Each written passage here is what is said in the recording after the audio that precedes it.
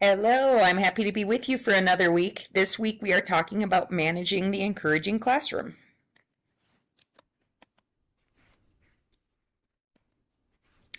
Our topics are going to include looking at calendars or daily schedules for students again. Big body play, sometimes also referred to as rough and tumble play. The benefits to children being in nature. How to have a more inclusive classroom. That's for all of your students, including students with disabilities or those that are gifted. How to make more family partnerships where we can truly have families involved and helping and collaborating with us and supporting their children. And then we're going to be looking again at MTSS. Remember that process, you're coming together with another team of teachers, and every couple of weeks or so, you're getting back together to see whether or not the interventions are working. That way you're actually making progress and helping the students along. So you're going to see a bunch of daily schedules for toddlers through early elementary in our resources this week. And I'm not going to say too much because we've talked about looking at daily schedules, but think again about how we can involve children in the daily schedule and calendar. We've talked about some of that already, but the textbook and also the examples don't really include children in that process. Think about what the benefits are for children and their behavior and just how they feel about their day when they're involved with that. And then how much should be included in a daily schedule. Remember, the younger a child is, the less transitions and the less busyness we want within a schedule. And if the students are involved in seeing the schedule, we might even want to just share part of the day at a time because it can just be too much. There is tons of research on the benefits of children being able to rough and tumble play and also what we call full body play. So that can be a little rough, and I think nowadays we worry about children getting hurt, but part of that benefit includes, of course, physical development, getting in touch with nature, health. Being in nature and also moving their bodies more is certainly health impacting. There's a lot of issues with student obesity today, including for our youngest learners. And there's some physical struggles that students have as well when they don't have enough of this. There does need to be rather some rules in place, of course, where and when that rough and tumble play is okay makes a difference. When we're in the middle of circle time or something, that obviously wouldn't be an appropriate time. So thinking about all of that, and you will have a lot of resources to research this week related to that topic. I wanted to spend a little bit of time talking about what we call inclusive classrooms, and that means all children are able to be in the general class together. That includes students with maybe sometimes some pretty significant disabilities, or they might be quite gifted. And gifted doesn't always mean that they're advanced in their classes or their ability to do academics, but it often does. It also has to do with just the way they think. So they might prefer spending more time with adults or having really in-depth or kind of mature conversations, interests in things that other children their age don't. So how can we do this? There are laws. It's good to know that there are laws that protect both students with disabilities and students that are gifted. And special plans, and sometimes you have specialists that work with you on supports for them, but sometimes you're in the classroom and you might have a couple students that have disabilities, and you might have one student that's very far ahead of everyone else in their academics. So let's talk about a couple strategies for how to best support those learners.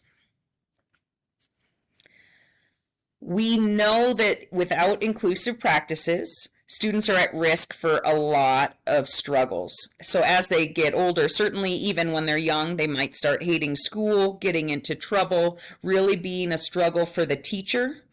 And as they get older, they're at risk for things like dropping out or getting into really serious trouble, or really just being depressed and hating school because their needs aren't being met. So one strategy or term that we use is differentiation. And so if we differentiate for children, that means we're tailoring or changing or individualizing how we teach and what we do to meet each student's needs. So if I have one student that in my 4-year-old class might be having academic and social needs closer to, say, a toddler level, and one student that has academic needs more like a 6 or 7-year-old, we need to come up with strategies so that they are welcome and that they have resources and are fully included in our classroom. We're going to differentiate through a few different things. One can be the content. So if I'm teaching my students the ABCs or the letter A, and I have one student that's starting to read, it's not appropriate for them to have to sit through the letter A when they're already reading. So we need to come up with ways where maybe they can work on some things independently related to the letter A. Maybe there's one-on-one where I can do some reading with them, or they can help me, do some reading of books. We don't want them to help other students, right? Their job isn't to be a teacher helper. Their job is to keep growing and progressing as well. So we have to figure out what the next thing is that they need to learn. And there might be times where we need to do something more individualized for them. Let's say I was teaching children about the butterfly life cycle, but one child already knows everything. They shouldn't have to sit through that whole lesson. Maybe we could have them study another life cycle, or maybe they could look at some more involved books, or they could do some other project related to butterflies, like helping to care for them in our class and doing some research on that.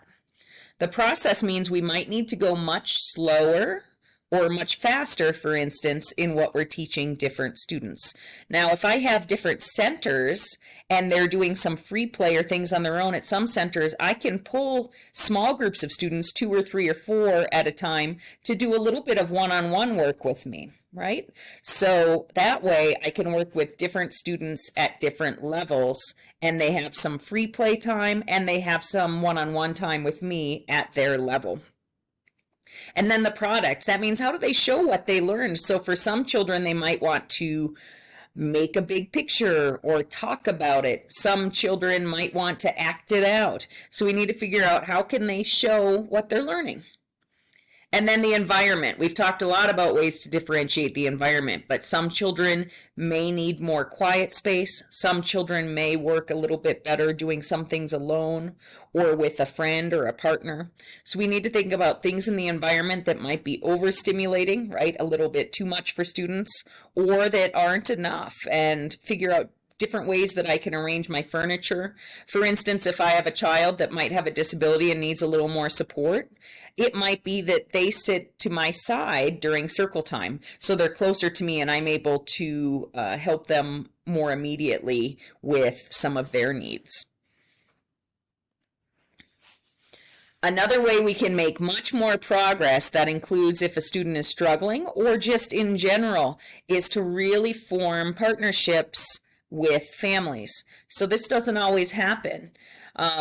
Language can be a barrier. So if the parent doesn't speak the language that the teacher speaks, that's obviously a huge problem. It's a big challenge. So looking whenever possible to have a translator or to use Google Translate when that's not possible. Following students or family interests and traditions. So some families aren't very comfortable in the school setting doing things related to helping kids with reading or things like that, but they might very much want to help with a celebration or bring in food for a special holiday or tradition.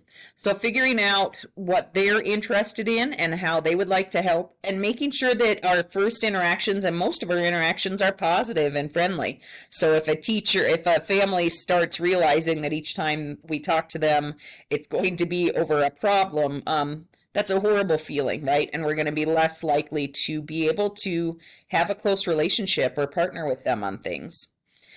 Think about some families, it might be special events. Some families might be able to help in the class, but a lot of parents need to work a lot. So are there ways that they can help from home or things that they can do in the evenings? And then last this week, we're going back to our MTSS teams, right? It's a team of different teachers. You are in small teams with other teachers. You're going to join your team from before. And you're reviewing every, say, 2 or 3 weeks whether or not you've made progress with the interventions you've tried with students that have come to the team. So typically when students come to the team, that's after the teacher has already tried quite a few tier 1 interventions. They've tried things on their own, and they're at the point where they really want more documentation of what's being tried, and also more ideas from various experts or various teachers. So if they are doing well overall, you're going to keep progress monitoring for a while to make sure that they continue to do well for a while before just saying, okay, they're all done, they're good. So 2 or 3 times of just making sure when you check back in every 2 or 3 weeks that that child is still doing well would be necessary. And then we would still keep those files for our internal records at the school. So if they start struggling again, maybe a teacher can pull up that file and go, oh, well, this is what worked last time, and they can try that again. If what you chose for an intervention did not work, after these 3 weeks, we're checking back in. It's going to be time to research a different best practice and try a new one. For 2 of your 3 cases, you're going to potentially want to use pbisworld.com, because we know these are research-based practices. That's really important too, that we're not just trying our own thing, but we know that these are things that have been proven to be helpful at times. At this point, you're going to use that, and you're going to look at tier 2, because we've tried tier 1 for a while. When you're filling out your forms this week, you're going to write down what strategy or intervention you're trying, or what you're going to do for the next 2-3 weeks to help monitor this child. And you're going to explain why, right? What's your rationale? What purpose are you hoping to achieve? So I'm looking forward to seeing your next intervention strategies for your 3 learners. There is one that you're going to have to look back at this lecture, potentially use your book or online resources as well, but think about inclusion and individual student needs and how to best support each learner. I look forward to talking with you. I hope you have an awesome spring break after this week, and I will see you as soon as you're back from spring break. Take care.